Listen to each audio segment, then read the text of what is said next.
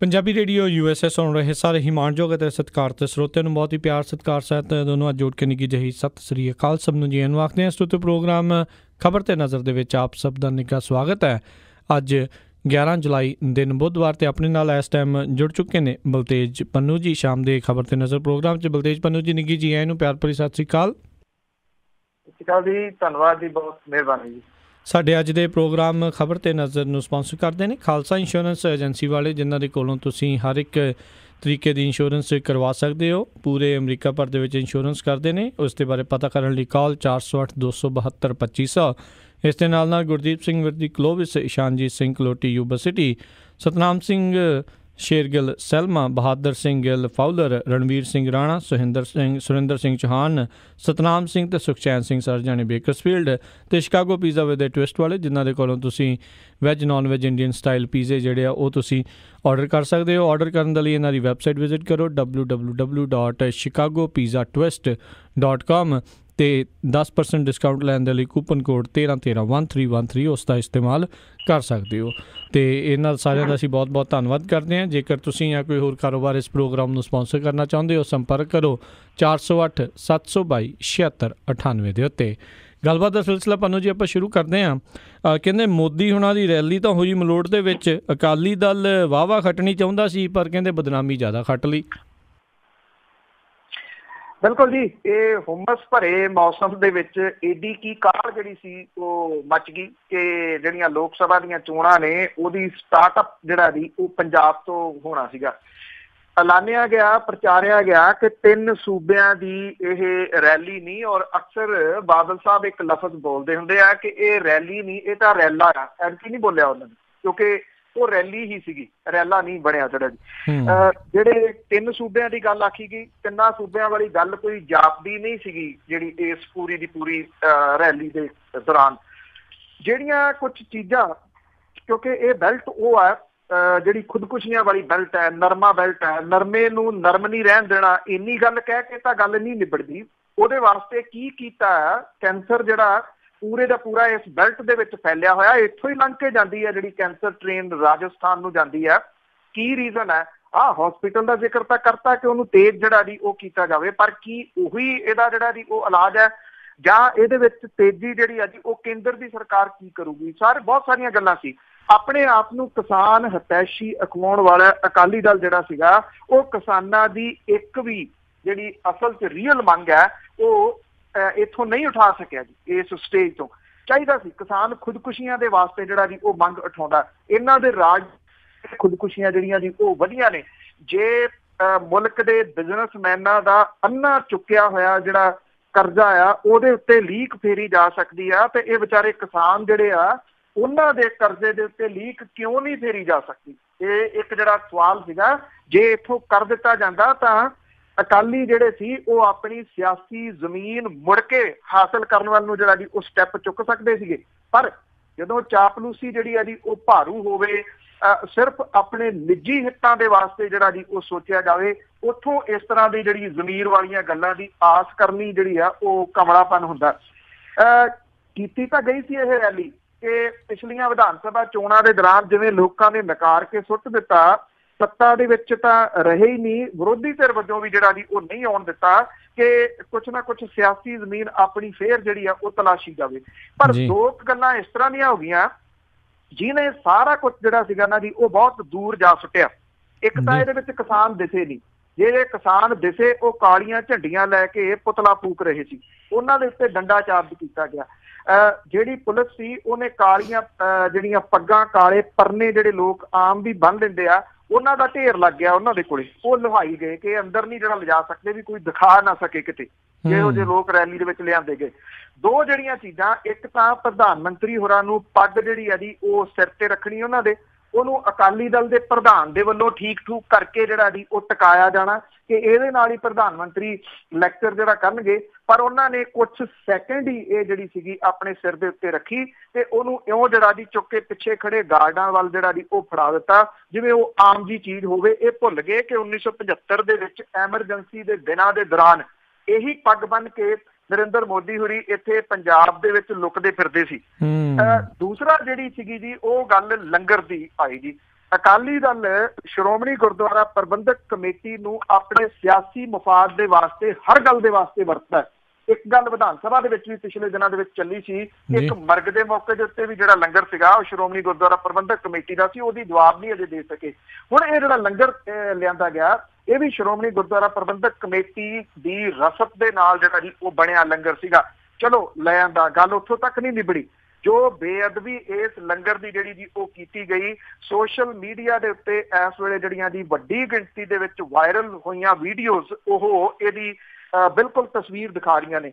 ਇੱਥੋਂ ਛਪਦੀਆਂ ਅਖਬਾਰਾਂ ਨੇ ਮੁੱਖ ਪੰਨਿਆਂ ਦੇ ਉੱਤੇ ਰੈਲੀ ਤੋਂ ਵੱਡੀਆਂ ਇਹ ਫੋਟੋਆਂ ਜਿਹੜੀਆਂ ਦੀ ਛਾਪ ਕੇ ਸਵਾਲ ਕੀਤਾ ਕਿ ਇੱਕ ਪਾਸੇ ਤੁਸੀਂ ਇਹ ਪ੍ਰਚਾਰਦੇ ਹੋ ਕਿ ਜਿਹੜਾ ਪੰਜਾਬ ਹੈ ਉਹ ਅੰਨਦਾਤਿਆਂ ਦੀ ਧਰਤੀ ਹੈ, ਤੇ ਇਸ ਅੰਨ ਦੀ ਏਡੀ ਵੱਡੀ ਬੇਅਦਬੀ ਜਿਹੜੀ ਆ ਉਹ ਕਿਉਂ ਕੀਤੀ ਜਾ ਰਹੀ ਆ। ਸੋ ਇਹ ਭੱਲ ਜਿਹੜੀ ਖੱਟਣੀ ਸੀਗੀ ਅਕਾਲੀ ਦਲ ਨੇ, ਭੱਲ ਤਾਂ ਮਿਲੀ ਨਹੀਂ, ਬਦਨਾਮੀ ਜਿਹੜੀ ਜੀ ਉਹ ਮਿਲ ਗਈ। ਸ਼ਾਇਦ ਜਿਹੜਾ ਇੱਕ ਕਹਾਵਤ ਹੈ ਨਾ ਦੀ ਪੁਰਾਣੀ ਵੀ ਜਦੋਂ ਮਾੜਾ ਸਮਾਂ ਹੁੰਦਾ ਫਿਰ ਊਠ ਤੇ ਬੈਠੇ ਨੂੰ ਵੀ ਕੁੱਤਾ ਵੱਢ ਜਾਂਦਾ। ਜੀ ਜੀ। ਅਗਲੀ ਆਪਾਂ ਗੱਲ ਕਰਦੇ ਹਾਂ, ਤਾਜ ਮਹਿਲ ਦੀ ਸਾਂਭ ਸੰਭਾਲ ਵਾਸਤੇ ਸੁਪਰੀਮ ਕੋਰਟ ਤੇ ਸਰਕਾਰਾਂ ਨੂੰ ਲਾਈ ਝਾੜ। ਇਸ ਲਈ ਜੀ ਇਹ ਜਿਹੜਾ ਇੱਕ ਅਜੂਬਾ ਹੈ ਦੁਨੀਆ ਦਾ, ਇਹਦੇ ਉੱਤੇ ਸਿਆਸਤ ਬੜੀ ਸਾਰੀ ਜਿਹੜੀ ਉਹ ਹੁੰਦੀ ਰਹੀ ਆ। ਕੁਛ ਮਹੀਨੇ ਪਿੱਛੇ ਜਾਈਏ ਤਾਂ ਸਭ ਦੇ ਸਾਹਮਣੇ ਸੀਗਾ ਕਿ ਉੱਥੋਂ ਦੇ ਮੁੱਖ ਮੰਤਰੀ ਨੇ ਕਿਵੇਂ ਜਿਹੜਾ ਦੀ ਇੱਕ ਜਿਹੜੀ ਉੱਥੇ ਡਾਇਰੀ ਛਾਪੀ ਜਾਂਦੀ ਹੈ ਸੂਬੇ ਦੀ, ਉਹਦੇ ਵਿੱਚੋਂ ਜਿਹੜੀਆਂ ਅਹਿਮ ਬਿਲਡਿੰਗਾਂ ਸੀ ਉਹਦੇ ਵਿੱਚੋਂ ਕੱਢ ਦਿੱਤਾ ਇਹਨੂੰ ਸਾਈਡ ਦੇ ਉੱਤੇ। ਹਾਲਾਂਕਿ ਜਦੋਂ ਗਲਤੀ ਦਾ ਅਹਿਸਾਸ ਹੋਇਆ ਤੇ ਫਿਰ ਭੱਜੇ ਜਿਹੜਾ ਉੱਥੇ ਤਾਜ ਮਹਿਲ ਵੱਲੋਂ। ਹੁਣ ਬੜੀਆਂ ਕੁਛ ਸਖਤ ਟਿੱਪਣੀਆਂ ਜਿਹੜੀਆਂ ਜੀ ਉਹ ਕੀਤੀਆਂ ਨੇ ਜਿਹੜੀਆਂ ਸੁਪਰੀਮ ਕੋਰਟ ਨੇ। ਇੱਥੋਂ ਤੱਕ ਕਹਿ ਦਿੱਤਾ ਕਿ ਜਿਹੜਾ ਇਹ ਸਾਂਭ ਸੰਭਾਲ ਹੈ ਕੇਂਦਰ ਤੇ ਉੱਤਰ ਪ੍ਰਦੇਸ਼ ਸਰਕਾਰਾਂ ਦੇ ਵੱਲੋਂ ਵਰਤੀ ਜਾ ਰਹੀ ਲਾਪਰਵਾਹੀ ਦੇ ਬਾਰੇ ਦੇ ਵਿੱਚ ਉਹਨਾਂ ਦੀ ਉਦਾਸੀਨਤਾ ਤੋਂ ਖਿੱਝ ਕੇ ਸੁਪਰੀਮ ਕੋਰਟ ਨੇ ਕਿਹਾ ਕਿ ਜਾਂ ਤਾਂ ਉਹ ਤਾਜ ਮਹਿਲ ਦੀ ਸਾਂਭ ਸੰਭਾਲ ਕਰਨ ਜਾਂ ਫਿਰ ਇਹਨੂੰ ਢਾਹ ਦੇਣ। ਏਡੀ ਗੰਭੀਰ ਟਿੱਪਣੀ ਜਿਹੜੀ ਹੈ ਜੀ ਉਹ ਸੁਪਰੀਮ ਕੋਰਟ ਨੇ ਕੀਤੀ ਹੈ। ਸੁਪਰੀਮ ਕੋਰਟ ਨੇ ਇਹ ਟਿੱਪਣੀਆਂ ਤਾਜ ਮਹਿਲ ਦੀ ਸਾਂਭ ਸੰਭਾਲ ਨੂੰ ਲੈ ਕੇ ਸਰਕਾਰਾਂ ਦੀਆਂ ਅਟਕਲ ਪੱਚੂ ਪਹੁੰਚ ਤੇ ਕੋਈ ਆਸ ਦੀ ਕਿਰਨ ਜਿਹੜੀ ਉਹ ਨਾ ਦਿਖਾਈ ਦੇਣ ਤੋਂ ਬਾਅਦ ਜਿਹੜੀ ਆ ਉਹ ਕੀਤੀ ਹੈ। ਸੁਪਰੀਮ ਕੋਰਟ ਨੇ ਜਸਟਿਸ ਮਦਨ ਤੇ ਦੀਪਕ ਗੁਪਤਾ ਦੇ ਬੈਂਚ ਨੇ ਸਰਕਾਰਾਂ ਦੀਆਂ ਨੀਤੀਆਂ ਵਿਰੁੱਧ ਆਪਣੇ ਗੁੱਸੇ ਦਾ ਪ੍ਰਗਟਾਵਾ ਕਰਦਿਆਂ ਕਿਹਾ ਕਿ ਸਰਕਾਰ ਜੇ ਚਾਹੇ ਤਾਂ ਤਾਜ ਮਹਿਲ ਨੂੰ ਬੰਦ ਵੀ ਕਰ ਸਕਦੀ ਹੈ, ਜੇ ਤੁਸੀਂ ਚਾਹੁੰਦੇ ਹੋ ਤਾਂ ਇਹਨੂੰ ਢਾਹ ਵੀ ਸਕਦੇ ਹੋ। ਜੇ ਤੁਸੀਂ ਪਹਿਲਾਂ ਹੀ ਫੈਸਲਾ ਕੀਤਾ ਹੋਇਆ ਕਿ ਤੁਸੀਂ ਇਸ ਪਾਸੇ ਵੀ ਹੋ ਸਕਦੇ ਹੋ। ਸੁਪਰੀਮ ਕੋਰਟ ਨੇ ਕਿਹਾ ਕਿ ਉੱਤਰ ਪ੍ਰਦੇਸ਼ ਸਰਕਾਰ ਪਰਵਾਹ ਕਰ ਰਹੀ ਹੈ, ਸਰਕਾਰ ਵੱਲੋਂ ਕੋਈ ਕਾਰਜ ਯੋਜਨਾ ਤੇ ਕੋਈ ਭਵਿੱਖੀ ਪ੍ਰੋਗਰਾਮ ਪੇਸ਼ ਜਿਹੜਾ ਜੀ ਉਹ ਕੀਤਾ ਨਹੀਂ ਜਾ ਸਕਿਆ ਜੀ। ਜਾਂ ਤਾਂ ਉਹਨਾਂ ਨੇ ਕਿਹਾ ਕਿ ਤੁਸੀਂ ਇਹਨੂੰ ਢਾਹ ਦਿਓ ਜਾਂ ਇਹਦੀ ਸੰਭਾਲ ਕਰੋ। ਸੁਪਰੀਮ ਕੋਰਟ ਆਗਰਾ ਦੇ ਵਿੱਚ ਮੁਗਲ ਬਾਦਸ਼ਾਹ ਸ਼ਾਹਜਹਾਂ ਦੇ ਵੱਲੋਂ ਆਪਣੀ ਜਿਹੜੀ ਪਤਨੀ ਮੁਮਤਾਜ਼ ਦੀ ਯਾਦ ਦੇ ਵਿੱਚ ਬਣਾਏ ਇਹਦੇ ਵਾਸਤੇ ਇਸ ਇਲਾਕੇ ਦੇ ਵਿੱਚ ਵਿਕਾਸ ਦੀ ਨਿਗਰਾਨੀ ਜਿਹੜੀ ਹੈ ਜੀ ਉਹ ਕਰ ਰਿਹਾ ਹੈ। ਬਾਰ-ਬਾਰ ਸੁਪਰੀਮ ਕੋਰਟ ਦੇ ਵੱਲੋਂ ਝਾੜਾਂ ਪੈਣ ਦੇ ਬਾਵਜੂਦ ਸੂਬੇ ਦੀ ਸਰਕਾਰ ਨੇ, ਕੇਂਦਰ ਦੀ ਸਰਕਾਰ ਨੇ ਕੋਈ ਇਸ ਤਰ੍ਹਾਂ ਦੀ ਪਾਲਿਸੀ ਸੁਪਰੀਮ ਕੋਰਟ ਦੇ ਵਿੱਚ ਸਬਮਿਟ ਨਹੀਂ ਕੀਤੀ ਜਿਹੜੀ ਕਿ ਦੁਨੀਆ ਦੇ 7 ਅਜੂਬਿਆਂ ਦੇ ਵਿੱਚੋਂ ਇੱਕ ਇਸ ਅਜੂਬੇ ਦੀ ਸਾਂਭ ਸੰਭਾਲ ਦੇ ਵਾਸਤੇ ਸੀਰੀਅਸਨੈਸ ਜਿਹੜਾ ਦੀ ਉਹ ਦਿਖਾਉਂਦੀ ਹੋਵੇ। ਜੀ ਜੀ ਜੀ। ਅਗਲੀ ਜਿਹੜੀ ਪੰਨੂ ਜੀ ਗੱਲ ਕਰਦੇ ਕਹਿੰਦੇ ਸਰਕਾਰ ਨੇ ਦੱਬੀ ਰੱਖੀ ਕਮਲਜੀਤ ਢਿੱਲੋਂ ਖਿਲਾਫ ਕਾਰਵਾਈ ਵਾਲੀ ਫਾਈਲ। ਦੇਖੋ ਜੀ ਐਕਚੁਅਲੀ ਇਹ ਹੈ ਕਿ ਇਸ ਵੇਲੇ ਨਸ਼ਿਆਂ ਦੇ ਮੁੱਦੇ ਦੇ ਉੱਤੇ ਚੁਫੇਰੇ ਤੋਂ ਜਿਹੜੀ ਘਿਰੀ ਪਈ ਪੰਜਾਬ ਦੀ ਸਰਕਾਰ ਜਿਹੜੀ ਹੈ ਜੀ ਉਹਨੂੰ ਨਿੱਤ ਦਿਨ ਕੋਈ ਨਾ ਕੋਈ ਨਮੋਸ਼ੀ ਦਾ ਜਿਹੜਾ ਉਹ ਸਾਹਮਣਾ ਕਰਨਾ ਪੈਂਦਾ। ਜਦੋਂ ਇਹ ਰੌਲਾ ਰੱਪਾ ਜਿਹੜਾ ਦੀ ਪੈਣਾ ਸ਼ੁਰੂ ਹੋਇਆ, ਮੁਹਿੰਮ ਜਿਹੜੀ ਸੀ ਉਹ ਪਿੰਡਾਂ ਥਾਵਾਂ ਦੇ ਉੱਤੇ ਹਰ ਗਲੀ ਮੁਹੱਲੇ ਤੱਕ ਪਹੁੰਚਣੀ ਸ਼ੁਰੂ ਹੋ ਗਈ ਤੇ ਸਰਕਾਰ ਨੇ ਝੱਟ ਦੇਣੀ ਫਿਰ ਕੁਛ ਜਿਹੜੀਆਂ ਦੀ ਉਹ ਕਾਰਵਾਈਆਂ ਕਰਨੀਆਂ ਸ਼ੁਰੂ ਕੀਤੀਆਂ। ਇਹਦੇ ਵਿੱਚ ਰਾਜਜੀਤ ਸਿੰਘ ਦਾ ਤਬਾਦਲਾ ਸੀ ਜਿਹੜੇ ਕਿ ਐਸਐਸਪੀ ਮੋਗਾ ਸਨ। ਉਹਨਾਂ ਦੀ ਜਗ੍ਹਾ ਦੇ ਉੱਤੇ ਲਾਏ ਗਏ ਕਮਲਜੀਤ ਸਿੰਘ ਢਿੱਲੋਂ ਦੇ ਬਾਰੇ ਦੇ ਵਿੱਚ ਉਹਨਾਂ ਦੇ ਅਹੁਦਾ ਸੰਭਾਲਣ ਤੋਂ ਪਹਿਲਾਂ ਹੀ ਬਹੁਤ ਕੁਝ ਜਿਹੜਾ ਜੀ ਉਹ ਇੱਥੇ ਸਾਹਮਣੇ ਆ ਗਿਆ ਔਰ ਇਹ ਕਿਹਾ ਗਿਆ ਜੀ ਕਿ ਇਹ ਤਾਂ ਖੁਦ ਟੇਂਟਡ ਨੇ। ਇੱਕ ਟੇਂਟਡ ਆਫੀਸਰ ਦੀ ਜਗ੍ਹਾ ਦੇ ਉੱਤੇ ਉਸੇ ਤਰ੍ਹਾਂ ਦਾ ਆਫੀਸਰ ਜਿਹੜਾ ਜੀ ਉਹ ਲਾ ਦਿੱਤਾ ਗਿਆ। ਇਹ ਵੀ ਚੀਜ਼ਾਂ ਜਿਹੜੀਆਂ ਜੀ ਸਾਹਮਣੇ ਆਈਆਂ ਕਿ ਮਹਿਲਾ ਦੇ ਵਿੱਚੋਂ ਜਿਹੜਾ ਸੀਗਾ ਜੀ ਉਹ ਇਸ਼ਾਰੇ ਦੇ ਉੱਤੇ ਇਹ ਝੱਕ ਦੇਣੀ ਜਾ ਕੇ ਉੱਥੇ ਉਸ ਡਿਸਟ੍ਰਿਕਟ ਦੇ ਵਿੱਚ ਲੱਗ ਗਏ। ਜਦੋਂ ਚੁਫੇਰਿਓਂ ਸਰਕਾਰ ਘਿਰ ਗਈ ਤੇ ਫਿਰ ਕਮਲਜੀਤ ਢਿੱਲੋਂ ਨੂੰ ਜਿਹੜਾ ਸੀਗਾ ਜੀ ਉਹ ਉੱਥੋਂ ਉਹਦਾ ਤਬਾਦਲਾ ਕਰਨਾ ਪਿਆ ਔਰ ਉਹਨਾਂ ਦੀ ਜਗ੍ਹਾ ਦੇ ਉੱਤੇ ਗੁਰਪ੍ਰੀਤ ਸਿੰਘ ਤੂਰ ਜਿਹੜੇ ਕਿ ਇਮਾਨਦਾਰੀ ਦੇ ਵਜੋਂ ਜਿਹੜਾ ਜੀ ਉਹ ਜਾਣੇ ਜਾਂਦੇ ਆ, ਉਹਨਾਂ ਨੂੰ ਉੱਥੇ ਲਾ ਕੇ ਸਰਕਾਰ ਨੇ ਇਹ ਜਿਹੜੀ ਉਹਦੇ ਗੱਲ ਪਈ ਬਦਨਾਮੀ ਸੀ ਉਹਨੂੰ ਘਟਾਉਣ ਦੀ ਕੋਸ਼ਿਸ਼ ਕੀਤੀ।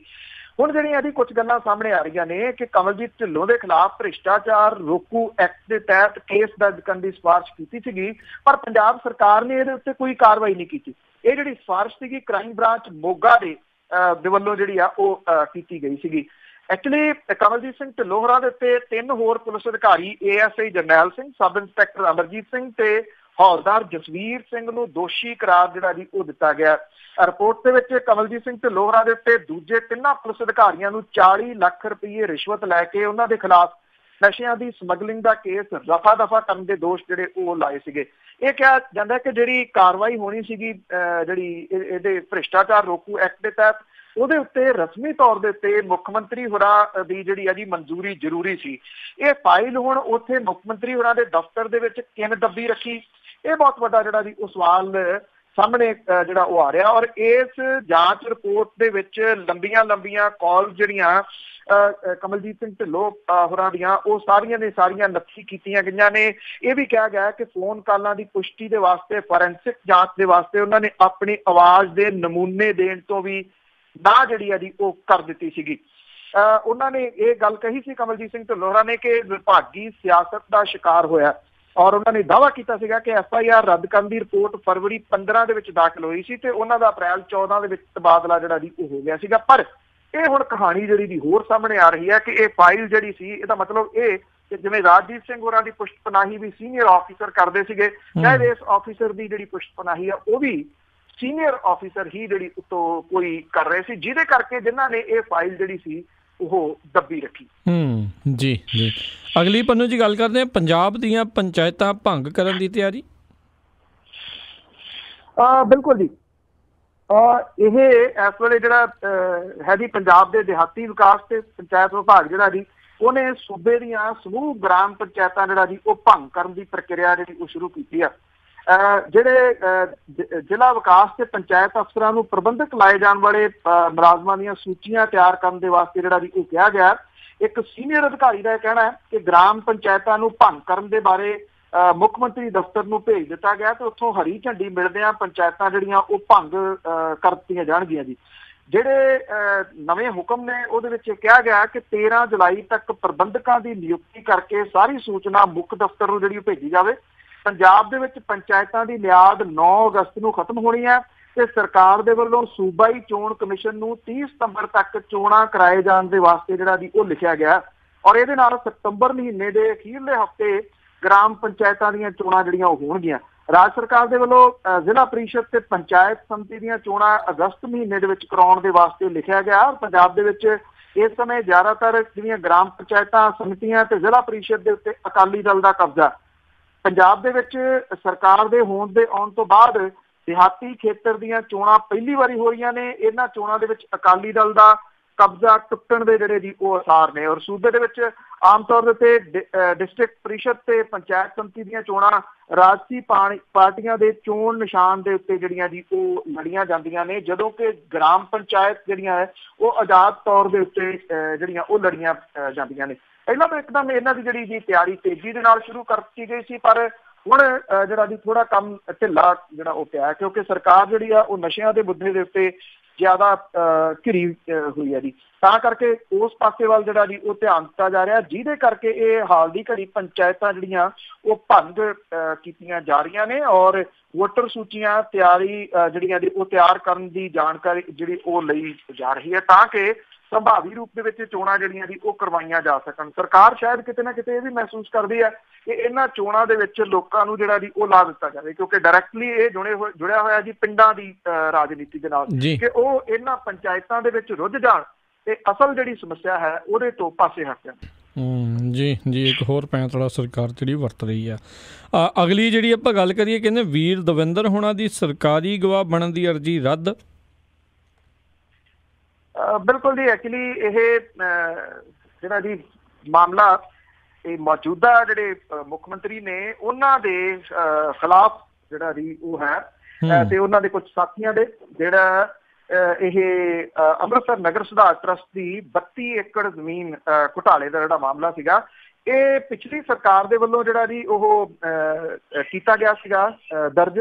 ਔਰ ਵਿਜੀਲੈਂਸ ਵਿਭਾਗ ਨੇ ਜਿਹੜਾ ਜੀ ਲਾ ਦਿੱਤਾ ਸੀਗਾ ਕਿ ਜ਼ਰੂਰਤ ਜਿਹੜੀ ਇਹਦੀ ਨਹੀਂ ਗਈ। ਉਹਨਾਂ ਨੇ ਕਿਹਾ ਸੀਗਾ ਕਿ ਉਹਨਾਂ ਨੇ ਪਾਇਆ ਕਿ ਇਸ ਤਰ੍ਹਾਂ ਦੀ ਜਿਹੜੀ ਜ਼ਰੂਰਤ ਨਹੀਂ ਗਈ ਇਸ ਮੁਕੱਦਮੇ ਨੂੰ ਜਿਹੜਾ ਅੱਗੇ ਚਾਲੂ ਰੱਖਣ ਦੀ, ਜਦੋਂ ਕਿ ਜਿਹੜੀ ਅਦਾਲਤ ਸੀ ਉਹਨੇ ਵਿਜੀਲੈਂਸ ਦੀ ਇਹ ਗੱਲ ਨਹੀਂ ਮੰਨੀ। ਇਹ ਕਿਹਾ ਕਿ ਇਦਾਂ ਮੁਕੱਦਮਾ ਵਾਪਸ ਨਹੀਂ ਲਿਆ ਜਾਊਗਾ। ਉਹਨਾਂ ਨੇ ਇਹ ਜਿਹੜਾ ਦੀ ਕਹਿ ਦਿੱਤਾ ਕਿ ਇਹਦੀ ਮੁੜ ਕੇ ਵਿਜੀਲੈਂਸ ਜਿਹੜੀ ਆ ਉਹ ਜਾਂਚ ਕਰੇ।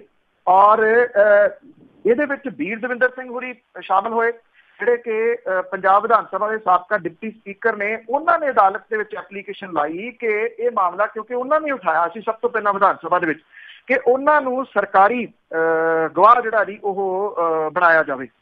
ਔਰ ਅਦਾਲਤ ਨੇ ਇਹ ਉਹਨਾਂ ਦੇ ਸਰਕਾਰੀ ਗਵਾਹ ਬਣਨ ਦੀ ਅਰਜ਼ੀ ਜਿਹੜੀ ਹੈ ਜੀ ਉਹ ਰੱਦ ਕਰ ਦਿੱਤੀ ਆ। ਉਹਨਾਂ ਨੇ ਇਹ ਵੀ ਗੱਲ ਕਹੀ ਸੀ ਕਿ ਉਹਨਾਂ ਦਾ ਪੱਖ ਇੱਕ ਵਾਰੀ ਜਿਹੜਾ ਜੀ ਉਹ ਸੁਣਿਆ ਜਾਵੇ, ਪਰ ਅਦਾਲਤ ਨੇ ਜਿਹੜਾ ਜੀ ਉਹ ਪੱਖ ਨਹੀਂ ਉਹਨਾਂ ਦਾ ਸੁਣਿਆ। ਹੁਣ ਜਿਹੜੇ ਬੀਰ ਦਵਿੰਦਰ ਸਿੰਘ ਹੋਰੀ ਨੇ ਉਹ ਕਹਿੰਦੇ ਕਿ ਉਹ ਏਡੀ ਛੇਤੀ ਮੈਦਾਨ ਨਹੀਂ ਛੱਡਣਗੇ, ਉਹ ਆਖਰੀ ਦਮ ਤੱਕ ਇਹ ਕਾਨੂੰਨੀ ਲੜਾਈ ਜਿਹੜੀ ਹੈ ਜੀ ਉਹ ਲੜਨਗੇ। ਉਹਨਾਂ ਨੇ ਕਿਹਾ ਕਿ ਉਹਨਾਂ ਨੇ ਫੈਸਲੇ ਦੀ ਕਾਪੀ ਮੰਗੀ ਹੈ ਅਦਾਲਤ ਤੋਂ, ਇਹ ਲੈ ਕੇ ਉਹ ਹਾਈ ਕੋਰਟ ਤੱਕ ਪਹੁੰਚ ਕਰਨਗੇ ਔਰ ਹਾਈ ਕੋਰਟ ਨੂੰ ਇਹ ਕਹਿਣਗੇ ਕਿ ਉਹਨਾਂ ਨੂੰ ਹੇਠਲੀ ਅਦਾਲਤ ਨੂੰ ਹੁਕਮ ਕੀਤੇ ਜਾਣ ਕਿ ਉਹਨਾਂ ਨੂੰ ਇਸ ਮਾਮਲੇ ਦੇ ਵਿੱਚ ਸਰਕਾਰੀ ਗਵਾਹ ਜਿਹੜਾ ਜੀ ਉਹ ਬਣਾਇਆ ਜਾਵੇ।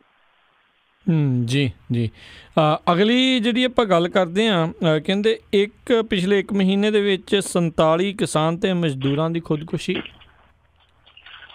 ਇਹ ਇੱਕ ਜਿਹੜਾ ਜੀ ਜਵਾਬ ਹੈ ਜਿਹੜਾ ਰੈਲੀ ਦੇ ਵਿੱਚ ਜਿਹੜੀ ਗੱਲ ਨਹੀਂ ਬਿਲਕੁਲ ਵੀ ਉਠਾਈ ਗਈ, ਕਿਉਂਕਿ ਕਿਸਾਨ ਖੁਦਕੁਸ਼ੀਆਂ ਜਿਹੜੀਆਂ ਉਹ ਰੁਕੀਆਂ ਨਹੀਂ। ਹਾਂ, ਇੰਨਾ ਜ਼ਰੂਰ ਹੈ ਕਿ ਇਹ ਖਬਰਾਂ ਥੋੜ੍ਹੀਆਂ ਇਸ ਕਰਕੇ ਘੱਟ ਗਈਆਂ ਕਿ ਨਸ਼ਿਆਂ ਦੇ ਨਾਲ ਜਿਹੜੀਆਂ ਹੋ ਰਹੀਆਂ ਮੌਤਾਂ ਨੇ ਉਹ ਮੁੱਦਾ ਬਹੁਤ ਜ਼ਿਆਦਾ ਜਿਹੜਾ ਸੀਗਾ ਉਹ ਭੱਕ ਗਿਆ। ਪਰ ਕਰਜ਼ੇ ਦੇ ਬੋਝ ਦੇ ਹੇਠ ਦੱਬੇ ਹੋਏ ਜਿਹੜੇ ਕਿਸਾਨ ਨੇ ਉਹ ਉਸੇ ਤਰੀਕੇ ਦੇ ਨਾਲ ਖੁਦਕੁਸ਼ੀਆਂ ਜਿਹੜੀਆਂ ਦੀ ਉਹ ਕਰ ਰਹੇ ਨੇ। ਇੱਕ ਕਿਸਾਨ ਦੀ ਜਥੇਬੰਦੀ ਹੈ ਕਿਸਾਨਾਂ ਦੀ, ਉਹ ਆਪਣੀਆਂ ਰਿਪੋਰਟਾਂ ਜਿਹੜੀਆਂ ਦੀ ਉਹ ਜਾਰੀ ਕਰਦੀ ਆ। ਉਹਨੇ ਇਹ ਗੱਲ ਆਖੀ ਆ ਕਿ 30 ਦਿਨਾਂ ਦੇ ਦੌਰਾਨ 47 ਕਿਸਾਨ ਤੇ ਕਿਸਾਨ ਮਜ਼ਦੂਰਾਂ ਨੇ ਖੁਦਕੁਸ਼ੀਆਂ ਜਿਹੜੀਆਂ ਦੀ ਉਹ ਕੀਤੀਆਂ ਨੇ। ਔਰ ਇਹ ਵੀ ਕਿਹਾ ਕਿ 470 ਦਿਨਾਂ ਦੇ ਕਾਰਜਕਾਲ ਦੇ ਦੌਰਾਨ ਜਿਹੜੀ ਮੌਜੂਦਾ ਸਰਕਾਰ ਹੈ ਕਰਜ਼ੇ ਤੋਂ ਪਰੇਸ਼ਾਨ 676 ਕਿਸਾਨ ਮਜ਼ਦੂਰ ਜਿਹੜੇ ਆ ਉਹ ਮੌਤ ਨੂੰ ਆਪਣੇ ਗਲ ਲਾ ਚੁੱਕੇ ਹੈ ਜੀ। ਔਰ 10 ਜੂਨ ਤੋਂ 10 ਜੁਲਾਈ ਤੱਕ ਕਰਜ਼ੇ ਦੇ ਬੋਝ ਦੇ ਹੇਠ ਦੱਬੇ 47 ਜਿਹੜੇ ਨੇ ਉਹਨਾਂ ਨੇ ਖੁਦਕੁਸ਼ੀਆਂ ਕੀਤੀਆਂ ਨੇ। ਸਭ ਤੋਂ ਵੱਧ ਸੰਗਰੂਰ ਦੇ ਵਿੱਚ 10, ਸੰਗਰੂਰ ਜ਼ਿਲ੍ਹੇ 'ਚ, ਬਰਨਾਲਾ ਡਿਸਟ੍ਰਿਕਟ ਦੇ ਵਿੱਚ 8, ਮਾਨਸਾ ਜ਼ਿਲ੍ਹੇ ਦੇ ਵਿੱਚ 6, ਬਠਿੰਡਾ ਦੇ ਵਿੱਚ 4, ਪਟਿਆਲਾ, ਫਿਰੋਜ਼ਪੁਰ, ਅੰਮ੍ਰਿਤਸਰ ਤੇ ਫਤਿਹਗੜ੍ਹ ਸਾਹਿਬ ਡਿਸਟ੍ਰਿਕਟ ਦੇ ਵਿੱਚ 2-2, ਤਰਨਤਾਰਨ, ਮੁਕਤਸਰ, ਲੁਧਿਆਣਾ, ਜਲੰਧਰ, ਮੋਗਾ ਤੇ ਗੁਰਦਾਸਪੁਰ ਜ਼ਿਲ੍ਹਿਆਂ ਦੇ ਵਿੱਚ ਇੱਕ ਕਿਸਾਨ ਜਾਂ ਕਿਸਾਨ ਮਜ਼ਦੂਰ ਜਿਹੜਾ ਜੀ ਉਹ ਖੁਦਕੁਸ਼ੀ ਕਰ ਚੁੱਕਾ ਹੋਇਆ। ਇਹ ਜਿਹੜੇ ਆ ਜੀ ਇਹ ਕਹਿੰਦੇ ਆ ਕਿ ਜਿਹੜਾ ਸਾਰਾ ਕਰਜ਼ਾ ਮੁਆਫ ਕਰਨ ਦਾ ਜਿਹੜਾ ਉਹ ਵਾਅਦਾ ਕੀਤਾ ਸੀਗਾ, ਇਸੇ ਝਾਕ ਦੇ ਵਿੱਚ ਜਿਹੜੇ ਕਿਸਾਨ ਆ ਉਹ ਵੱਡੇ ਪੱਧਰ ਦੇ ਉੱਤੇ ਡਿਫਾਲਟਰ ਹੋ ਗਏ ਕਿ ਉਹਨਾਂ ਨੇ ਕਿਸ਼ਤਾਂ ਜਿਹੜੀਆਂ ਸੀ ਉਹ ਨਹੀਂ ਭਰੀਆਂ। ਜਦੋਂ ਸਰਕਾਰ ਨੇ ਗਰੀਬ ਕਿਸਾਨ ਤੇ ਫਿਰ ਗਰੀਬ ਕਿਸਾਨਾਂ ਚੋਂ ਹੋਰ ਗਰੀਬ ਕਿਸਾਨ ਜਿਹੜੇ ਸੀ ਉਹ ਲੱਭਣੇ ਸ਼ੁਰੂ ਕਰ ਦਿੱਤੇ ਤੇ ਉਹਦੇ ਕਰਕੇ ਇਹ ਜਿਹੜੇ ਸੀਗੇ ਕਿਸਾਨ ਹੌਸਲਾ ਹਾਰ ਗਏ। ਔਰ ਜਿਹੜੇ ਡਿਫਾਲਟਰ ਕਿਸਾਨ ਨੇ ਉਹਨਾਂ ਨੂੰ ਬੈਂਕ ਵਾਲਿਆਂ ਨੇ ਤੰਗ ਪਰੇਸ਼ਾਨ ਕਰਨਾ ਸ਼ੁਰੂ ਕਰ ਦਿੱਤਾ, ਜਿਹਦੇ ਕਰਕੇ ਇਹਨਾਂ ਨੇ ਖੁਦਕੁਸ਼ੀਆਂ ਦਾ ਰਾਹ ਜਿਹੜਾ ਜੀ ਉਹ ਫੜਿਆ। ਇਹ ਖੁਦਕੁਸ਼ੀਆਂ ਦੀ ਖੇਤੀ ਜਿਹੜੀ ਆ ਜੀ ਪਿਛਲੇ ਸਾਲਾਂ ਤੋਂ ਹੋ ਰਹੀ ਆ ਔਰ ਪਿਛਲੇ ਕੁਝ ਸਾਲਾਂ ਤੋਂ ਤੁਸੀਂ ਇਹ ਕਹਿ ਲਓ ਕਿ ਕੁਝ ਜ਼ਿਆਦਾ ਹੀ ਜਿਹੜੀ ਆ ਉਹ ਵਧੀ ਹੋਈ ਹੈ। ਜੀ। ਅਗਲੀ ਜਿਹੜੀ ਆਪਾਂ ਗੱਲ ਕਰੀਏ, ਪੰਨੂ ਜੀ ਵੀ ਕਹਿੰਦੇ ਪਿੰਡਾਂ ਦੇ ਵਿੱਚ ਹੁਣ ਨੌਜਵਾਨਾਂ ਦੇ ਵੱਲੋਂ ਨਸ਼ਿਆਂ ਦੇ ਖਿਲਾਫ ਠੀਕਰੀ ਪੈ ਰਹੇ। ਬਿਲਕੁਲ ਜੀ, ਐਕਚੁਅਲੀ ਇਹ ਸੁਝਾਅ ਜਿਹੜਾ ਸੀਗਾ ਇਸ ਜਿਹੜੀ ਮਰੋ ਜਾਂ ਵਿਰੋਧ ਕਰੋ ਲਹਿਰ ਦੇ ਨਾਲ ਜੁੜੇ ਸਤਿਕਾਰਤ ਸਰਦਾਰਾ ਸਿੰਘ ਗਿੱਲ ਹੋਰਾਂ ਦਾ ਸੀਗਾ ਕਿ ਜਿਹੜੇ ਪਿੰਡਾਂ ਵਾਲੇ ਨੇ ਜਾਂ ਪਿੰਡ ਨੇ ਉਹਨਾਂ ਨੂੰ ਮੂਹਰੇ ਆਉਣਾ ਜਿਹੜਾ ਜੀ ਉਹ ਪਊਗਾ ਔਰ ਮੂਹਰੇ ਆ ਕੇ ਇਹ ਕਮੇਟੀਆਂ ਜਿਹੜੀਆਂ ਜੀ ਬਣਾਉਣ। ਇਸ ਵੇਲੇ ਬੜੀ ਤੇਜ਼ੀ ਦੇ ਨਾਲ ਪਿੰਡ ਜਿਹੜੇ ਆ ਜੀ ਉਹਨਾਂ ਦੇ ਵਿੱਚ ਕਮੇਟੀਆਂ ਬਣ ਰਹੀਆਂ ਨੇ। 800 ਦੇ ਕਰੀਬ ਜਿਹੜੇ ਪਿੰਡ ਨੇ ਜਿਨ੍ਹਾਂ ਦੀ ਜਾਣਕਾਰੀ ਹੈ, ਜਿਨ੍ਹਾਂ ਦੇ ਵਿੱਚ ਇਹ ਨੌਜਵਾਨਾਂ ਨੇ ਕਮੇਟੀਆਂ ਬਣਾ ਲਈਆਂ ਜੀ। ਇਹ ਕਮੇਟੀਆਂ 10 ਤੋਂ ਲੈ ਕੇ 15 ਤੱਕ ਜਿਹੜੇ ਮੈਂਬਰ ਨੇ ਉਹਨਾਂ ਦੇ ਜਿਹੜੀਆਂ ਦੀ ਉਹ ਬਣ ਰਹੀਆਂ ਨੇ। ਇਹ ਕਮੇਟੀਆਂ ਅੱਗੋਂ ਨਸ਼ੇ ਦੇ ਖਿਲਾਫ ਜਿਹੜੀ ਮੁਹਿੰਮ ਹੈ ਉਹਨੂੰ ਅੱਗੇ ਤੋੜ ਰਹੀਆਂ ਨੇ ਔਰ ਵੱਖ-ਵੱਖ ਥਾਵਾਂ ਦੇ ਉੱਤੇ ਪਹਿਰੇ ਜਿਹੜੇ ਆ ਜੀ ਉਹ ਲੱਗ ਰਹੇ ਨੇ। ਇਹਨਾਂ ਦੇ ਵਿੱਚ ਜਿਹੜਾ ਕਿਉਂਕਿ ਮੋਗਾ ਡਿਸਟ੍ਰਿਕਟ ਦੇ ਵਿੱਚ ਬਹੁਤ ਜ਼ਿਆਦਾ ਜਿਹੜਾ ਜੀ ਭਰਮਾਰ ਵੀ ਹੈ ਨਸ਼ਿਆਂ ਦੀ ਤੇ ਇਹਦੇ ਸੰਬੰਧੀ ਵਾਦ-ਵਿਵਾਦ ਦੀ ਜਿਹੜੇ ਜੀ ਉਹ ਉੱਠਦੇ ਰਹੇ ਆ। ਖਾਸ ਤੌਰ ਦੇ ਉੱਤੇ ਇੱਕ ਪਿੰਡ ਜਿਹੜਾ ਬਹੁਤ ਬਦਨਾਮ ਹੋ ਗਿਆ, ਜਿਹਨੂੰ ਇਹ ਕਿਹਾ ਜਾਂਦਾ ਹੈ ਕਿ ਇਹ ਨਸ਼ਿਆਂ ਦੀ ਰਾਜਧਾਨੀ ਹੈ, ਦੌਲੇ ਵਾਲਾ। ਦੌਲੇਵਾਲਾ ਪਿੰਡ ਦੇ ਵਿੱਚ ਵੀ ਜਿਹੜੇ ਨੌਜਵਾਨ ਨੇ ਉਹ ਮੂਹਰੇ ਆਏ ਆ ਔਰ 13 ਮੈਂਬਰੀ ਕਮੇਟੀ ਜਿਹੜੀ ਆ ਜੀ ਇੱਥੇ ਬਣੀ ਆ। ਇਹ ਜਿਹੜੇ ਆ ਜੀ ਰੋਜ਼ ਪਹਿਰਾ ਦੇ ਰਹੇ ਨੇ ਸਵੇਰੇ 6 ਵਜੇ ਤੋਂ ਲੈ ਕੇ 11 ਵਜੇ ਤੱਕ। ਤਲਾਸ਼ੀ ਲੈ ਰਹੇ ਆ ਜਿਹੜੇ ਅਣਪਛਾਤੇ ਲੋਕ ਪਿੰਡ ਦੇ ਵਿੱਚ ਆਉਂਦੇ ਆ ਨਸ਼ਾ ਵੇਚਣ ਜਾਂ ਖਰੀਦਣ ਵਾਲੇ, ਖਾਸ ਤੌਰ ਦੇ ਉੱਤੇ ਉਹਨਾਂ ਦੀ ਤਲਾਸ਼ੀ ਜਿਹੜੀ ਆ ਜੀ ਉਹ ਲਈ ਜਾ ਰਹੀ ਆ। ਉਹ ਕਹਿੰਦੇ ਆ ਕਿ 30 ਲੋਕਾਂ ਨੂੰ ਹੁਣ ਤੱਕ ਜਿਹੜਾ ਜੀ ਉਹ ਫੜਵਾ ਚੁੱਕੇ ਆ। ਅੰਮ੍ਰਿਤਸਰ ਤੇ ਤਰਨਤਾਰਨ ਡਿਸਟ੍ਰਿਕਟ ਦੇ ਜਿਹੜੇ SSP ਆ ਉਹਨਾਂ ਨੇ ਵੀ ਇੱਕ ਜਿਹੜਾ ਸਾਂਝਾ ਬਿਆਨ ਪਿਛਲੇ ਦਿਨਾਂ ਦੇ ਵਿੱਚ 2 ਦਿਨ ਪਹਿਲਾਂ ਜਾਰੀ ਕੀਤਾ ਸੀਗਾ। ਉਹਦੇ ਵਿੱਚ ਉਹਨਾਂ ਨੇ ਇਹ ਗੱਲ ਆਖੀ ਸੀ, ਦੋਨਾਂ SSP ਨੇ, ਕਿ ਇਹਨਾਂ 2 ਜ਼ਿਲ੍ਹਿਆਂ ਦੇ ਵਿੱਚੋਂ ਲੋਕਾਂ ਨੇ ਜਿਹੜਾ ਜੀ ਪੁਲਿਸ ਆਫੀਸਰ ਤੱਕ ਪਹੁੰਚ ਕਰਕੇ 100 ਬੰਦਾ ਜਿਹੜਾ ਜੀ ਨਸ਼ਾ ਵੇਚਣ ਵਾਲਾ ਫੜਾਇਆ। ਇਹ ਗੱਲ ਠੀਕ ਹੈ ਕਿ ਬਹੁਤ ਕੋਈ ਵੱਡਾ ਜਿਹੜਾ ਜੀ ਮਗਰਮੱਛ, ਕੋਈ ਵੱਡੀ ਮੱਛੀ ਜਿਹੜੀ ਆ ਜੀ ਉਹ ਕਾਬੂ ਅਜੇ ਤੱਕ ਸਰਕਾਰ ਨੇ ਨਹੀਂ ਕੀਤੀ। ਸਰਕਾਰ ਇਸ ਮਾਮਲੇ ਦੇ ਉੱਤੇ ਅਵੇਸਲੀ ਹੈ, ਪਰ ਲੋਕਾਂ ਦੇ ਵਿੱਚ ਜਿਹੜੀ ਜਾਗਰੂਕਤਾ ਹੈ ਉਹ ਇਹ ਬਿਲਕੁਲ ਡਿਫਰੈਂਟ ਟਾਈਪ ਦੀ ਹੈ। ਇਹ ਕੁਝ ਉਸੇ ਤਰੀਕੇ ਦਾ ਲੱਗ ਰਿਹਾ ਜਦੋਂ ਪੰਜਾਬ ਦੇ ਵਿੱਚ ਇੱਕ ਵਾਰੀ ਕਾਲੇ ਕੱਛੇ ਵਾਲਿਆਂ ਦਾ ਹਮਲਾ ਜਿਹੜਾ ਜੀ ਉਹ ਹੋ ਗਿਆ ਸੀਗਾ ਤੇ ਉਦੋਂ ਲੋਕਾਂ ਨੇ ਠੀਕਰੀ ਪਹਿਰੇ ਜਿਹੜੇ ਜੀ ਉਹ ਲਾਉਣੇ ਸ਼ੁਰੂ ਕੀਤੇ ਸੀ ਔਰ ਲੋਕਾਂ ਨੇ ਪਿੰਡਾਂ ਦੇ ਲੋਕਾਂ ਨੂੰ ਆਪਣਿਆਂ ਨੂੰ ਜਿਹੜਾ ਸੀਗਾ ਜੀ ਉਹ ਠੀਕਰੀ ਪਹਿਰੇ ਲਾ ਕੇ ਬਚਾਇਆ ਸੀਗਾ। ਉਸੇ ਤਰੀਕੇ ਦੇ ਨਾਲ ਹੁਣ ਜਿਹੜੇ ਆ ਜੀ ਇਹ ਲੋਕ ਪਿੰਡਾਂ ਦੇ ਵਿੱਚੋਂ ਅੱਗੇ ਆ ਰਹੇ ਆ ਬੜੀ ਤੇਜ਼ੀ ਦੇ ਨਾਲ। ਔਰ ਨਾ ਸਿਰਫ ਜਿਹੜਾ ਜੀ ਉਹ ਕਮੇਟੀਆਂ ਤੱਕ ਸੀਮਿਤ ਹੈ, ਬਲਕਿ ਜਿਹੜੇ ਵੇਚਣ ਵਾਲੇ ਆ, ਕਿਉਂਕਿ ਪਿੰਡਾਂ ਵਾਲਿਆਂ ਤੋਂ ਜ਼ਿਆਦਾ ਤਾਂ ਆਇਡੈਂਟੀਫਾਈ ਹੋਰ ਕੋਈ ਵੀ ਨਹੀਂ ਕਰ ਸਕਦਾ, ਉਹ ਉਹਨਾਂ ਦੇ ਘਰਾਂ ਦੇ ਵਿੱਚ ਜਾ ਕੇ ਜਿਹੜੇ ਸੁਨੇਹੇ ਵੀ ਲਾ ਰਹੇ ਆ ਕਿ ਇਹ ਲਾਸਟ ਵਾਰਨਿੰਗ ਉਹਨਾਂ ਨੂੰ ਹੈ ਕਿ ਇਹ ਨਸ਼ੇ ਵੇਚਣੇ ਬੰਦ ਕਰਨ, ਨਹੀਂ ਤਾਂ ਫਿਰ ਉਹ ਨਤੀਜੇ ਭੁਗਤਣ। ਜੀ ਅਗਲੀ ਗੱਲ ਕਰਦੇ ਹਾਂ। ਪੰਨੂ ਜੀ ਵੀ ਕਹਿੰਦੇ 1 ਕਰੋੜ ਤੋਂ ਵੱਧ ਬੱਚੇ ਜਿਹੜੇ ਪੜ੍ਹਾਈ ਛੱਡ ਦਿੰਦੇ ਨੇ ਗਰੀਬੀ ਪੱਖੋਂ। ਬਿਲਕੁਲ ਜੀ, ਇਹ ਇੱਕ ਜਿਹੜੀ ਗੈਰ ਸਰਕਾਰੀ ਸੰਸਥਾ ਹੈ ਜਿਹਨੇ ਇੱਕ ਸਰਵੇਖਣ ਜਿਹੜਾ ਜੀ ਕਰਾਇਆ। ਉਹਦੇ ਵਿੱਚ ਭਾਰਤ ਦੇ ਵਿੱਚ 15 ਤੋਂ 18 ਸਾਲ ਦੀ ਉਮਰ ਦੇ 2 ਕਰੋੜ ਤੇ 3 ਲੱਖ ਬੱਚੇ ਜਿਹੜੇ ਆ ਜੀ ਉਹ ਕੰਮ ਕਰਦੇ ਆ, ਜਿਹਦੇ ਵਿੱਚੋਂ 1 ਕਰੋੜ ਤੇ 9 ਲੱਖ ਬੱਚੇ ਜਿਹੜੇ ਆ ਉਹਨਾਂ ਨੂੰ ਆਪਣੀ ਸਕੂਲ ਦੀ ਪੜ੍ਹਾਈ ਜਿਹੜੀ ਆ ਉਹ ਛੱਡਣੀ ਪੈਂਦੀ ਆ। ਔਰ ਇਹ ਜਿਹੜੀ ਪੜ੍ਹਾਈ ਛੱਡਣ ਦਾ ਰੀਜ਼ਨ ਜਿਹੜਾ ਜੀ ਉਹ ਗਰੀਬੀ ਹੈ। ਚਾਈਲਡ ਰਾਈਟਸ ਐਂਡ UCRY ਦੀ ਜਿਹੜੀ ਰਿਪੋਰਟ ਹੈ ਉਹ ਇਹ ਕਹਿੰਦੀ ਹੈ ਕਿ 15 ਤੋਂ 19 ਸਾਲ ਦੀ ਉਮਰ ਦੇ ਤਕਰੀਬਨ 92 ਲੱਖ ਬੱਚੇ ਜਿਹੜੇ ਆ ਜੀ ਉਹ ਵਿਆਹ ਦਿੱਤੇ ਜਾਂਦੇ ਆ, ਜਾਂ ਇਸ ਉਮਰ ਦੇ ਵਰਗ ਦੀਆਂ ਜਿਹੜੀਆਂ 24 ਲੱਖ ਕੁੜੀਆਂ ਨੇ ਉਹ ਮਾਵਾਂ, 24 ਲੱਖ ਕੁੜੀਆਂ ਨੇ ਉਹ ਮਾਵਾਂ ਬਣ ਜਾਂਦੀਆਂ ਨੇ। 15 ਤੋਂ 18 ਸਾਲ ਦੀ ਉਮਰ ਦੇ ਜਿਹੜੇ ਇਹ ਬੱਚੇ ਨੇ ਇਹਨਾਂ ਦੇ ਉੱਤੇ ਝਾਤ ਪਾਉਣ ਦੀ ਜਿਹੜੀ ਇਹ ਰਿਪੋਰਟ ਹੈ ਉਹਦੇ ਵਿੱਚ ਜ਼ੋਰ ਦਿੱਤਾ ਗਿਆ ਕਿ ਕਾਨੂੰਨ ਸਾਜ਼, ਨੀਤੀ ਘਾੜੇ ਸਮੇਂ ਸਾਰੀਆਂ ਧਿਰਾਂ ਜਿਹੜੀਆਂ ਨੇ ਇਸ ਉਮਰ ਵਰਗ ਦੇ ਬੱਚਿਆਂ ਦੀਆਂ ਮੁਸ਼ਕਲਾਂ ਨਾਲ ਸਿੱਝਣ ਦੀ ਜਿਹੜੀ ਆ ਉਹ ਲੋੜ ਹੈ। ਰਿਪੋਰਟ ਦੇ ਵਿੱਚ ਇਹ ਵੀ ਕਿਹਾ ਗਿਆ ਕਿ ਭਾਰਤ ਦੇ ਵਿੱਚ 15 ਤੋਂ 18 ਸਾਲ ਉਮਰ ਦੇ ਵਰਗ ਦੇ ਵਿੱਚ 2 ਕਰੋੜ 3 ਲੱਖ ਬੱਚੇ ਨੇ ਜਿਹੜੇ ਕਿ ਸਿਹਤ ਦੇ ਵਾਸਤੇ ਗੈਰ ਨੁਕਸਾਨਦੇਹੀ ਕਿੱਤਿਆਂ ਦੇ ਵਿੱਚ ਲੱਗੇ ਹੋਏ ਆ। ਔਰ ਇਹਨਾਂ ਦੇ ਵਿੱਚੋਂ 1 ਕਰੋੜ 9 ਲੱਖ ਬੱਚੇ ਜਿਹੜੇ ਆ ਉਹਨਾਂ ਨੂੰ ਕੰਮ ਤੇ ਪੜ੍ਹਾਈ ਵਿਚਾਲੇ ਜਿਹੜਾ ਜੀ ਉਹ ਬੈਲੈਂਸ ਨਾ ਰੱਖਣ ਕਰਕੇ, ਵੱਖ-ਵੱਖ ਕਾਰਨਾਂ ਕਰਕੇ ਆਪਣੀ ਸਕੂਲੀ ਪੜ੍ਹਾਈ ਜਿਹੜੀ ਆ ਉਹ ਛੱਡਣੀ ਪੈਂਦੀ ਹੈ। ਸਕੂਲ ਛੱਡਣ ਦੀ ਜਿਹੜੀ ਸਭ ਤੋਂ ਵੱਧ ਦਰ ਹੈ ਉਹਦੇ ਬਾਰੇ ਰਿਪੋਰਟ ਦੇ ਵਿੱਚ ਬੱਚਿਆਂ ਨੂੰ ਮੁਫਤ ਤੇ ਲਾਜ਼ਮੀ ਸਿੱਖਿਆ ਮੁਹੱਈਆ ਕਰਾਉਣ ਦੀ ਸਿਫਾਰਿਸ਼ ਕੀਤੀ ਗਈ ਹੈ। ਔਰ ਇਹ ਵੀ ਕਿਹਾ ਗਿਆ ਕਿ ਇਹਨਾਂ ਸਕੀਮਾਂ ਨੂੰ ਸੈਕੰਡਰੀ ਪੱਧਰ ਉੱਤੇ ਮੁਫਤ ਸਿੱਖਿਆ ਮੁਹੱਈਆ ਕਰਾਉਣ ਦੇ ਬਦਲ ਦੇ ਵਜੋਂ ਨਹੀਂ ਦੇਖਣਾ ਚਾਹੀਦਾ। ਰਿਪੋਰਟ ਇਹ ਵੀ ਕਹਿੰਦੀ ਆ ਕਿ ਜਿਹੜਾ ਸੈਕਸ ਰੇਸ਼ੋ ਹੈ ਉਹਦੇ ਵਿੱਚ ਜਿਹੜੀ ਹੈ ਜੀ ਉਹਦੀ ਬਰਾਬਰਤਾ ਸਕੂਲ ਸਿਸਟਮ ਦਾ ਇੱਕ ਮੂਲ ਆਦੇਸ਼ ਜਿਹੜਾ ਬਣਾਉਣ ਦੇ ਉੱਤੇ, ਔਰ ਗਰੀਬੀ ਰੇਖਾ ਤੋਂ ਜਿਹੜੇ ਬਿਲੋ ਪਾਵਰਟੀ ਲਾਈਨ ਜਿਹੜੇ ਵੀ ਲੋਕ ਰਹਿੰਦੇ ਆ ਉਹਨਾਂ ਤੋਂ ਜਿਹੜੇ ਪਰਿਵਾਰ ਨੇ ਉਹਨਾਂ ਨੂੰ ਸੈਕੰਡਰੀ ਪੱਧਰ ਤੱਕ ਦੀ ਮੁਫਤ ਸਿੱਖਿਆ ਦਿਵਾਉਣ ਦੀ ਜਿਹੜੀ ਹੈ ਉਹ ਲੋੜ ਹੈ। ਰਿਪੋਰਟ ਇਹ ਵੀ ਕਹਿੰਦੀ ਆ ਕਿ 60% ਤੋਂ ਵੱਧ ਅਗਵਾ ਤੇ ਲੜਕੀਆਂ ਦੇ ਨਾਲ ਹੁੰਦੀ ਆ ਜਿਹੜੀ ਛੇੜਛਾੜ ਤੇ ਰੇਪ ਦੀਆਂ ਘਟਨਾਵਾਂ 25% ਪੀੜਤ ਤੇ 15 ਤੋਂ 18 ਸਾਲ ਉਮਰ ਦੇ ਵਰਗ ਦੇ ਵਿੱਚ ਜਿਹੜੀਆਂ ਜੀ ਆਉਂਦੀਆਂ ਨੇ। ਔਰ ਸਕੂਲ ਛੱਡਣ ਦਾ ਲੜਕੀਆਂ ਦਾ ਇੱਕ ਰੀਜ਼ਨ ਜਿਹੜਾ ਜੀ ਉਹ ਛੇੜਛਾੜ ਵੀ ਇਹਦੇ ਵਿੱਚ ਦਰਸਾਇਆ ਗਿਆ। ਜੀ ਤੇ ਅਗਲੀ ਗੱਲ ਵੀ ਜਿਹੜੀ ਕਰਦੇ ਆ, ਕਹਿੰਦੇ ਘਰਾਂ ਚੋਂ ਚੱਲਦੇ ਸਕੂਲਾਂ ਨੂੰ ਬੰਦ ਕਰਨ ਦੇ ਹੁਣ ਹੁਕਮ ਜਾਰੀ ਹੋਏ ਨੇ। ਦੇਖੋ ਐਕਚੁਅਲੀ ਇਹ ਦੁਕਾਨਾਂ ਨੇ, ਇਹ ਸਭ ਨੂੰ ਜਿਹੜਾ ਜੀ ਉਹ ਪਤਾ, ਜਿਹੜੇ ਸਿੱਖਿਆ ਮੰਤਰੀ ਨੇ ਉਹਨਾਂ ਨੇ ਇਹ ਗੱਲ ਜਿਹੜੀ ਆ ਕਹੀ ਆ ਕਿ ਬਦਲੀਆਂ ਦੇ ਵਿੱਚ ਜੇ ਕੋਈ ਰਿਸ਼ਵਤਖੋਰੀ ਦੀ ਜਾਣਕਾਰੀ ਦਿੰਦਾ ਤੇ ਉਹਨੂੰ ਇਨਾਮ ਜਿਹੜਾ ਜੀ ਉਹ ਦਿੱਤਾ ਜਾਊਗਾ। ਹੁਣ ਪ੍ਰੋਬਲਮ ਇਹ ਹੈ ਕਿ ਬਹੁਤੇ ਜਿਹੜੇ ਘਰਾਂ ਦੇ ਵਿੱਚੋਂ ਸਕੂਲ ਚੱਲਦੇ ਆ ਨਾ ਜੀ ਉਹ ਹੈਗੇ ਆ ਜਿਹੜੇ ਆਪਣੇ ਸਟੈਪਿੰਗ ਦੇ ਵਾਸਤੇ ਜਿਹੜਾ ਬਿਗਨਿੰਗ ਵਾਲੇ ਉਹਨਾਂ ਦਾ ਤੋੜ ਜਿਹੜਾ ਜੀ ਉਹ ਸਰਕਾਰ ਕੀ ਲੱਗੂਗੀ, ਇਹ ਵੱਡਾ ਸਵਾਲ ਹੈ। ਜੇ ਤਾਂ ਸਰਕਾਰ ਉਹਨਾਂ ਦਾ ਤੋੜ ਦੇਵੇ ਕਿ ਆਹ ਲਓ ਜੀ ਆਹ ਅਸੀਂ ਦਿੱਤਾ, ਤੁਸੀਂ ਆਪਣੇ ਬੱਚੇ ਜਿਹੜੇ ਜੀ ਇੱਥੇ ਲਿਆਓ, ਤੇ ਫਿਰ ਇਹ ਸਕੂਲ ਜਿਹੜੇ ਆ ਉਹ ਬੰਦ ਕੀਤੇ ਜਾਣਗੇ। ਇਹ ਉਹ ਸਕੂਲ ਜਿਹੜੇ ਆ ਉਹ ਸਿੱਧਾ ਬੰਦ ਕਰਕੇ ਕਈ ਵਾਰੀ ਇਹਦਾ ਇਹ ਵੀ ਮਤਲਬ ਜਿਹੜਾ ਜੀ ਲਿਆ ਜਾਂਦਾ ਤੇ ਭਾਈ ਨਹੀਂ ਬੰਦ ਕਰਾਉਣੇ ਤੇ ਫਿਰ ਸਾਨੂੰ ਮਿਲੋ ਆ ਕੇ। ਜੀ ਇਹ ਵੀ ਗੱਲ ਤੁਹਾਡੀ ਸਹੀ ਆ। ਤੇ ਨਾਲ ਹੀ ਜਿਹੜੀ ਆ ਲੱਗਦੀ ਖਬਰ 'ਚ ਆਪਾਂ ਜਾਂਦੇ ਜਾਂਦੇ ਕਰ ਲਈਏ, ਕਹਿੰਦੇ ਵੀ ਜਿਹੜੇ ਖਜ਼ਾਨਾ ਅਫਸਰ ਆ ਉਹਨਾਂ ਦੀਆਂ ਕਾਫੀ ਜਿਹੜੀਆਂ ਅਸਾਮੀਆਂ 83% ਤੱਕ ਖਾਲੀ ਪਈਆਂ। ਖਾਲੀ ਹੈ ਜੀ ਬਹੁਤੇ ਥਾਵਾਂ ਦੇ ਉੱਤੇ ਤਾਂ ਪਤਾ ਹੀ ਹੈ। ਐਕਚੁਅਲੀ ਇਹ ਕਿਹਾ ਜਾ ਰਿਹਾ ਕਿ ਜਿਹੜੀ SPS ਆ ਉਹਦੇ ਫੇਲ ਹੋਣ ਦਾ ਰੀਜ਼ਨ ਜਿਹੜਾ ਜੀ ਉਹਨਾਂ ਨੂੰ ਸਟਾਫ ਤੱਕ ਨਾ ਮੁਹੱਈਆ ਕਰਾਉਣਾ, ਇਹ ਵੀ ਇੱਕ ਕਿਸੇ ਤਰੀਕੇ ਨਾਲ ਤੁਸੀਂ ਕਹਿ ਲਓ ਕਿ ਸਾਜ਼ਿਸ਼ ਹੀ ਹੈ ਜੀ, ਔਰ ਸਾਜ਼ਿਸ਼ ਦੇ ਤਹਿਤ ਹੀ ਇਹ ਸਾਰਾ ਕੁਛ ਜਿਹੜਾ ਜੀ ਉਹ ਰੁਕਿਆ ਪਿਆ। ਖਜ਼ਾਨਾ ਅਫਸਰਾਂ ਦੀਆਂ 18 ਦੇ ਵਿੱਚੋਂ 15 83% ਖਾਲੀ ਪਈਆਂ ਜੀ। 14 ਤੋਂ ਖਜ਼ਾਨਾ ਅਫਸਰਾਂ ਦੀਆਂ ਤਰੱਕੀਆਂ ਨਹੀਂ ਕੀਤੀਆਂ ਗਈਆਂ, ਔਰ 72 ਦੇ ਵਿੱਚੋਂ 50 ਜਿਹੜੀਆਂ ਜੀ ਉਹ ਖਾਲੀ ਪਈਆਂ ਨੇ।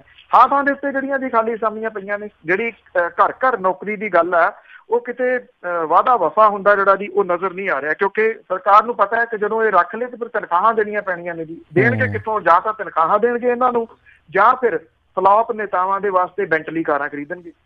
ਜੀ ਬਿਲਕੁਲ ਜੀ, ਇਹੀ ਕੁਛ ਰਹਿ ਗਿਆ। ਤੇ ਬਹੁਤ ਬਹੁਤ ਧੰਨਵਾਦ ਪੰਨੂ ਜੀ ਤੁਹਾਡਾ, ਤੁਸੀਂ ਸਾਡੇ ਨਾਲ ਜੁੜੇ, ਇਹਨਾਂ ਖਬਰਾਂ ਬਾਰੇ ਸਾਨੂੰ ਵਿਸਤਾਰ ਜਾਣਕਾਰੀਆਂ ਦਿੱਤੀਆਂ। ਅਗਲੀ ਵਾਰ ਤੱਕ ਲਈ ਬੜੀ ਮਿਹਰਬਾਨੀ, ਪਿਆਰ ਭਰੀ ਸਤਿ ਸ਼੍ਰੀ ਅਕਾਲ ਜੀ। ਸਤਿ ਸ਼੍ਰੀ ਅਕਾਲ, ਧੰਨਵਾਦ ਜੀ, ਬਹੁਤ ਮਿਹਰਬਾਨੀ। ਤੇ ਸਰੋਤਿਓ ਇੱਥੇ ਹੀ ਸਾਡਾ ਅੱਜ ਦਾ ਇਹ ਪ੍ਰੋਗਰਾਮ ਖਬਰ ਤੇ ਨਜ਼ਰ ਉਹ ਵੀ ਸਮਾਪਤ ਹੈ। ਮਿਲਾਂਗੇ ਤੁਹਾਨੂੰ ਸਾਰਿਆਂ ਨੂੰ ਅਗਲੀ ਵਾਰ। ਉਦੋਂ ਤੱਕ ਲਈ ਮੈਨੂੰ ਰਾਜਕਰਮਵੀਰ ਸਿੰਘ ਨੂੰ ਵੀ ਇਜਾਜ਼ਤ ਦਿਓ। ਮੇਰੇ ਵੱਲੋਂ ਵੀ ਤੁਹਾਨੂੰ ਸਾਰਿਆਂ ਨੂੰ ਬਹੁਤ ਪਿਆਰ ਸਤਿਕਾਰ ਸਹਿਤ ਦੋਨੋਂ ਜੁੜ ਕੇ ਨਿੱਘੀ ਜਿਹੀ ਸਤਿ ਸ੍ਰੀ ਅਕਾਲ। ਜਿਉਂਦੇ ਵਾਸਤੇ ਰਹੋ, ਹੱਸਦੇ ਖੇਲਦੇ ਰਹੋ, ਸੁਣਦੇ ਰਹੋ ਪੰਜਾਬੀ ਰੇਡੀਓ USA।